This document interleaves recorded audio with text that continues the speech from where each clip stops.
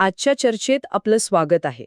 आज आपण काही अशा संकल्पनांवर बोलणार आहोत ज्यांनी हजारो वर्षांपासून तत्वज्ञानानं आणि धर्मगुरूंना गोंधळात टाकला आहे. आजचा आपला विषय एका मोठ्या विरोधाभासाला हात घालतो. म्हणजे जर देव सर्वशक्तिमान आणि परिपूर्ण आहे, तर मग त्याने आपल्याला स्वतंत्र इच्छाशक्ती का दिली? अशी शक्ती जी पाप, दुःख आणि आणि गोंधळाला जन्म देते. आपल्याकडे काही साहित्य आहे ज्यात या गहन प्रश्नाचं एक अनपेक्षित उत्तर दडलंय, आणि ते समजून घेण्यासाठी आपल्याला निर्मिती, काळ आणि प्रेम या संकल्पनांच्या मुळाशी जावं लागेल. अगदी बरोबर. हा विरोधाभास या साहित्याच्या केंद्रस्थानी आहे. हे साहित्य असं मांडतं की देवाची एक मोठी योजना आहे आणि त्या योजनेचा पायाच स्वतंत्र इच्छाशक्ती आहे. आजच्या चर्चेत आपण ही योजना उलगडून पाहणार आहोत. देवाने अवकाश काळ म्हणजे स्पेस टाईम का निर्माण केला, त्याचा आणि काळाचा संबंध नेमका कसा आहे, आणि सर्वात महत्त्वाचं म्हणजे चुका करण्याची आणि दुःख भोगण्याची शक्यता असूनही स्वतंत्र इच्छाशक्ती देणं हे देवाच्या मोठ्या योजनेचा भाग कसा असू शकतो. या साहित्यानुसार देवाने हे सगळं का सुरू केलं? त्याचा अंतिम हेतू काय होता? या साहित्याप्रमाणे देवाचा हेतू केवळ ग्रह, तारे किंवा विश्व निर्माण करणे इतका मर्यादित नव्हता. त्याची मुख्य योजना होती अवकाश काळात आपल्यासारखे जीव निर्माण करणे, आणि या जीवांना एक खास देणगी द्यायची होती, स्वतंत्र इच्छाशक्ती.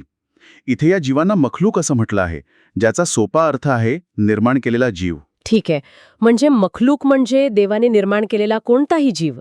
पण केवळ स्वतंत्र इच्छाशक्ती असलेले जीव निर्माण करून ही योजना थांबत नाही, बरोबर? नाही, तिथून तर ती सुरू होते. योजनेचा अंतिम ध्येय आहे या मखलूकच्या स्वतंत्र इच्छाशक्तीला अशा टप्प्यावर पोचवणे जिथे ती परिपूर्ण होईल. आणि परिपूर्णतेची व्याख्या इथे खूप महत्त्वाची आहे. परिपूर्ण इच्छाशक्ती म्हणजे अशी इच्छाशक्ती जी कधीही पाप करणार नाही. यातून अंतिम ध्येय साध्य करायचं आहे, अवकाश काळातून पाप आणि मृत्यू कायमचे काढून टाकणे. यात एक मनोरंजक मुद्दा आहे. हे जीव, ही मखलूक परिपूर्ण झाल्यावरही अवकाश काळातच राहणार आहेत. ते देवासारखे सर्वशक्तिमान किंवा काळाच्या पलीकडे होणार नाहीत. हो, आणि हा एक अतिशय महत्त्वाचा फरक आहे. ते देवाच्या सर्वशक्तिमानतेसारखे होणार नाहीत, तर देवाच्या स्वभावासारखे होतील, म्हणजे प्रेमळ, पवित्र. त्यांची अनंतता ही काळाच्या चौकटीतील अनंतता असेल. ते कायम जगतील, पण काळाच्या ओघातच. ते कधीही काळाच्या पलीकडे जाऊ शकणार नाहीत, कारण त्यांची निर्मितीच अवकाश काळाचा एक भाग म्हणून झाली आहे. परिपूर्ण मखलूक म्हणजे नक्की काय? कारण साहित्यातली व्याख्या मला थोडी अनपेक्षित वाटली. त्यात म्हटले की जी मखलूक देवाची आज्ञा मोडूच शकत नाही, ती परिपूर्ण नाही. हे तर आपण सामान्यतः जसा विचार करतो त्याच्या अगदी उलट आहे. बरोबर. आणि इथेच या विचाराचं वेगळेपण दडलं आहे. कल्पना करा, मी एक रोबोट बनवला जो मी दिलेल्या प्रत्येक आज्ञेचं पालन करतो. तो कधीच माझी आज्ञा मोडू शकत नाही. मग तो रोबोट माझ्यावर प्रेम करतो असं आपण म्हणू शकतो का? नाही, अजिबात नाही. तो तर फक्त प्रोग्रॅमिंगनुसार वागतोय, त्याच्याकडे दुसरा पर्यायच नाही. अगदी तेच. या साहित्यानुसार प्रेमासाठी निवडीचा स्वातंत्र्य अत्यावश्यक आहे. ज्याच्याकडे नाही म्हणण्याचा पर्याय नाही, त्याचं हो म्हणणं अर्थहीन आहे. म्हणून खऱ्या अर्थाने परिपूर्ण मखलूक ती आहे जी देवाची आज्ञा मोडायला पूर्णपणे सक्षम आहे, पण तरीही स्वतःच्या इच्छेने, प्रेमापोटी कधी आज्ञा मोडत नाही. ती निवड तिची स्वतःची असते. अच्छा, म्हणजे देवाने स्वतंत्र इच्छाशक्ती दिली कारण त्याला प्रोग्रॅम केलेले रोबोट नको होते. तर असे सजीव हवे होते जे विचारपूर्वक कारण समजून घेऊन त्याच्यावर प्रेम करतील आणि त्याच्या आज्ञा पाळतील. पण मग हे कारण काय आहे? हेच तर या विचाराचं हृदय आहे. साहित्यात म्हटलं आहे की स्वतंत्र इच्छाशक्ती असलेली मखलूक विनाकारण प्रेम करू शकत नाही. तिला प्रेम करण्यामागचं एक भक्कम कारण हवं, आणि ते कारण दाखवण्यासाठी देवाने स्वतः पुढाकार घेतला, ज्याचं प्रतीक क्रूस आहे. म्हणजे देवाने केवळ माझ्यावर प्रेम करा असं सांगितलं नाही, तर स्वतःच्या त्यागातून आणि निस्वार्थ प्रेमातून ते कारण काय असू शकतं याचं सर्वोच्च उदाहरण घालून दिलं. ठीक आहे, हा मुद्दा स्पष्ट झाला. पण इच्छा, निवड, कारण समजून घेणं या सगळ्या गोष्टी वेळेच्या चौकटीतच शक्य आहेत, नाही का? आपण एका क्षणी एक निर्णय घेतो आणि पुढच्या क्षणी त्याचे परिणाम अनुभवतो. मग जो देव स्वतः काळाच्या पलीकडे आहे, तो आपल्यासारख्या काळाने बांधलेल्या जीवांना आणि त्यांच्या निवडींना कसा पाहतो? इथेच काळाची संकल्पना खूप महत्त्वाची ठरते. तुम्ही अगदी योग्य मुद्दा पकडला आहे. देव आणि काळ यांच्यातील संबंध समजून घेतल्याशिवाय स्वतंत्र इच्छाशक्तीचा अर्थच लागणार नाही. आपल्यासाठी म्हणजे मखलूकसाठी काळ म्हणजे एका सरळ रेषेतील प्रवास. एक नदी जशी एकाच दिशेने वाहते तसा आपला काळ पुढे जातो. एकदा वाहून गेलेला क्षण भूतकाळ बनतो. आपण तो बदलू शकत नाही. तो कायमचा बंद झालेला एक अध्याय असतो. पण देवासाठी हे पूर्णपणे वेगळं आहे. तो काळाच्या पलीकडे आहे. याचा नेमका अर्थ काय होतो हे समजायला खूप कठीण आहे. चला, एक सोपी कल्पना करून पाहूया. कल्पना करा की आपलं आयुष्य म्हणजे एका रस्त्यावरून चालणारी एक गाडी आहे. आपण गाडीत बसून फक्त पुढचा रस्ता बघू शकतो आणि आरशात थोडा मागचा रस्ता. पण देव जणू काही हेलिकॉप्टरमधनं त्या संपूर्ण रस्त्याकडे बघत आहे. त्याला एकाच वेळी गाडी कुठून निघाली, आता कुठे आहे आणि पुढे कुठे जाणार आहे हे सगळं स्पष्ट दिसतं. त्याच्यासाठी तो संपूर्ण रस्ताच वर्तमान आहे. वा, हे उदाहरण खूपच छान आहे. म्हणजे माझ्या जन्माचा क्षण आणि माझ्या आयुष्याचा शेवटचा क्षण हे दोन्ही देव एकाच वेळी अनुभवताय. याचा अर्थ त्याला माझं भविष्य आधीच माहीत आहे. मग माझ्या स्वतंत्र इच्छाशक्तीचं काय? हाच तो लाखमोलाचा प्रश्न आहे. या साहित्यानुसार देवाला भविष्य माहीत असणं आणि त्याने ते भविष्य ठरवलेलं असणं यात फरक आहे. हेलिकॉप्टरमधील व्यक्तीला रस्त्यावर पुढे वळण आहे हे दिसतं, पण गाडी चालवणारा ड्रायव्हर स्वतःच्या इच्छेने गाडी वळवतो. देवाला आपल्या निवडी दिसतात, पण त्या निवडी आपण करतो. तो सर्व क्षणांमध्ये एकाच वेळी उपस्थित असतो. आपल्यासाठी जे हजारो वर्षांचं अंतर आहे ते देवासाठी केवळ एक क्षण आहे. यात आणखी एक धक्कादायक विचार मांडला आहे की देव केवळ काळाच्या पलीकडे नाही, तर तो भूतकाळ आणि भविष्यकाळ या दोन्हीला प्रत्येक क्षणी टिकवून ठेवतो. हे तर त्या हेलिकॉप्टरच्या उदाहरणापेक्षाही पुढचं आहे. हो, आणि इथेच आपल्याला वास्तवाच्या स्वरूपाबद्दल एक वेगळाच दृष्टिकोन मिळतो.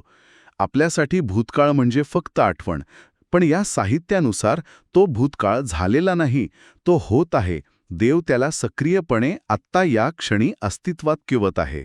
थांबा, म्हणजे याचा अर्थ असा आहे की माझा भूतकाळ, माझ्या आठवणी, इतिहासातील प्रत्येक घटना ही काही दगडावर कोरलेली गोष्ट नाही, ती एका नाजूक धाग्याने टांगलेली आहे आणि तो धागा देव प्रत्येक क्षणी धरून आहे.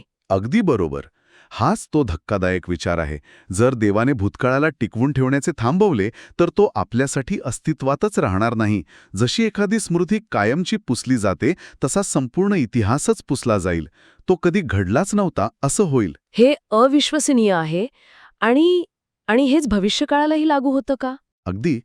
आपल्याला भविष्याचा अंदाज का बांधता येतो? कारण आपल्याला खात्री असते की भौतिकशास्त्राचे नियम उद्याही तसेच असतील. गुरुत्वाकर्षण उद्या अचानक काम करायचं बंद करणार नाही. ही खात्री देव देतो, कारण तो भविष्याची संरचना टिकवून ठेवतो. साहित्यात एक टोकाचं उदाहरण दिलंय. जर देवानं ठरवलं तर तो भविष्यात देवदूताचं रूपांतर किड्यात किंवा माणसाचं रूपांतर जंतूंमध्ये करू शकतो. आणि जर असं झालं तर आपल्या भविष्याबद्दलचा कोणताही अंदाज, कोणताही विज्ञान निरर्थक ठरेल. खरं सांगायचं तर हा मुद्दा थोडा माझ्या डोक्यावरून जातोय. म्हणजे आपलं संपूर्ण वास्तवच एका लहरीवर अवलंबून आहे. हे एका बाजूने खूप अस्वस्थ करणारं आहे. अस्वस्थ करणार आहे, पण तेच देवाच्या सार्वभौमत्वाचं आणि नियंत्रणाचं प्रतीक आहे. तो केवळ निर्माता नाही, तर तो टिकवून ठेवणारा आहे. सस्टेनर. आपलं वास्तव प्रत्येक क्षणी त्याच्या इच्छेवर टिकून आहे. आणि याच मोठ्या पार्श्वभूमीवर आपल्याला स्वतंत्र इच्छाशक्तीच्या परीक्षेचा विचार करायचा आहे. ठीक आहे. तर एक काळाच्या पलीकडचा देव आहे जो प्रत्येक क्षणाला टिकवून ठेवतो आणि त्याने काळाने बांधलेल्या जीवांना स्वतंत्र इच्छाशक्ती दिली आहे. याचा थेट परिणाम म्हणजे पाप करण्याची शक्यता. बरोबर. आणि गणित अगदी सोपं आहे. जोपर्यंत पाप करण्याची शक्यता शून्य होत नाही, तोपर्यंत अनंत काळात कधी ना कधी पाप हे 100% घडणारच. स्वतंत्र इच्छाशक्तीचा अर्थच आहे की गुन्हा करण्याची शक्यता आहेच. जर शक्यता असेल तर ती कधीतरी प्रत्यक्षात येणारच. मग या चक्रातून बाहेर पडण्याचा मार्ग काय? ही इच्छाशक्ती परिपूर्ण कशी होते? हाच तर देवाच्या योजनेचा मुख्य उद्देश आहे, नाही का? हो, आणि हे साध्य करण्यासाठी साहित्यात 2 मार्गांचा उल्लेख आहे. पहिला मार्ग म्हणजे परीक्षा उत्तीर्ण होणे. काही देवदूतांनी त्यांची परीक्षा उत्तीर्ण केली, त्यामुळे त्यांची इच्छाशक्ती कोणत्याही त्रासाशिवाय सहजपणे परिपूर्णतेकडे जात आहे. त्यांचा मार्ग तुलनेने सोपा आहे. आणि दुसरा मार्ग जो साहजिकच माणसांसाठी लागू होतो, तो म्हणजे परीक्षेत अपयशी ठरणे. जसं आदामच्या बाबतीत घडलं. यामुळे दुःख, त्रास आणि संघर्षाचा सामना करावा लागला.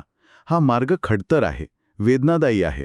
पण गंमत म्हणजे या साहित्यानुसार या मार्गाचं अंतिम ध्येयही तेच आहे, इच्छाशक्तीची परिपूर्णता. पण हे कसं शक्य आहे? म्हणजे एखादी मखलूक कायमची पाप करणं कसं थांबवू शकते? अंतिम टप्प्यावर तिची स्वतंत्र इच्छाशक्ती काढून घेतली जाते का? तसं असेल तर सगळा खटाटोपच व्यर्थ आहे. नाही, अजिबात नाही. हाच या संपूर्ण चर्चेतला कळीचा मुद्दा आहे. जर इच्छाशक्ती काढूनच घ्यायची असती तर देवाने ती सुरुवातीला दिलीच नसती. ते तर योजनेच्या मूळ हेतूच्याच विरोधात जाईल. उपाय इच्छाशक्ती काढून घेणे नाही, तर त्या इच्छाशक्तीला कायमस्वरूपी देवावर स्थिर करणे म्हणजे फिक्स करणे हा आहे. स्थिर करणे, पण तरीही स्वतंत्र ठेवणे, हे कसे शक्य आहे? हे तर परस्पर विरोधी वाटतं. एकतर इच्छाशक्ती स्वतंत्र असेल किंवा स्थिर असेल, दोन्ही एकाच वेळी कसं शक्य आहे? इथे एक सुंदर विचार मांडला आहे. ही स्थिरता जबरदस्तीने येत नाही, ती अनुभवातून, समजुतीतून आणि प्रेमातून येते. कल्पना करा, तुम्ही एखाद्या व्यक्तीवर मनापासून प्रेम करता. तुमच्याकडे त्या व्यक्तीला शारीरिक इजा करण्याची क्षमता नक्कीच आहे, पण त्याबद्दल विचार करणंही तुम्हाला अशक्य वाटतं. तुमच्या मनात तो विचारही येत नाही. बरोबर, कारण प्रेम आड येतं. अगदी तेच. मग तुमची इच्छाशक्ती त्या व्यक्तीला इजा न करण्यावर स्थिर झाली आहे असं म्हणता येईल का? हो, पण ही स्थिरता बाहेरून लादलेली आहे का? नाही, ती तुमच्या प्रेमातून आणि समजुतीतून आलेली आहे. तुम्ही तुमची निवड करण्याचं स्वातंत्र्य गमावलेलं नाही, उलट तुम्ही तुमच्या स्वातंत्र्याचा सर्वोत्तम वापर करून प्रेमाची निवड केली आहे. म्हणजे मखलूकला जेव्हा देवाची आज्ञा पाळण्यामागचं आणि त्याच्यावर प्रेम करण्यामागचं कारण जे क्रूसातून दिसतं, ते इतकं खोलवर समजतं की ती स्वतःच्या इच्छेने कायमस्वरूपी देवाच्या अधीन राहण्याचा निर्णय घेते. आणि ती निवड इतकी पक्की असते की त्यानंतर ती कधीही देवाच्या विरोधात जाण्याचा विचारही करत नाही. उत्तमरित्या मांडले.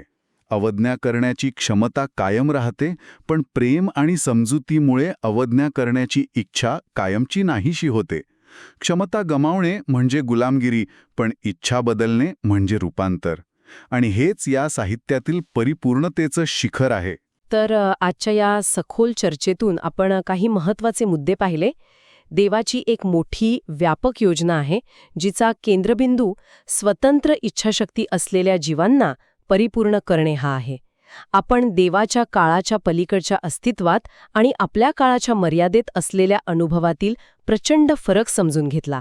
आणि शेवटी स्वतंत्र इच्छाशक्तीचा प्रवास हा पापाच्या शक्यतेपासून सुरू होऊन देवाला आणि त्याच्या प्रेमाला समजून घेऊन स्वतःच्या इच्छेने केलेल्या एका कायमच्या निवडीवर संपतो. बरोबर. आणि या सर्व विचारांच्या शेवटी ऐकणाऱ्यांसाठी एक प्रश्न शिल्लक राहतो. या साहित्यातील तर्काप्रमाणे जर परिपूर्ण प्रेमासाठी नाही म्हणण्याची क्षमता असणं आवश्यक असेल आणि जर त्या क्षमतेमुळे चुका आणि दुःख अटळ असतील, तर याचा अर्थ असा होतो का की दुःख आणि चुका या केवळ अपरिहार्यच नाहीत, तर त्या अंतिम परिपूर्णतेच्या प्रवासातील एक आवश्यक आणि अविभाज्य भाग आहेत? यावर विचार करायला हरकत नाही.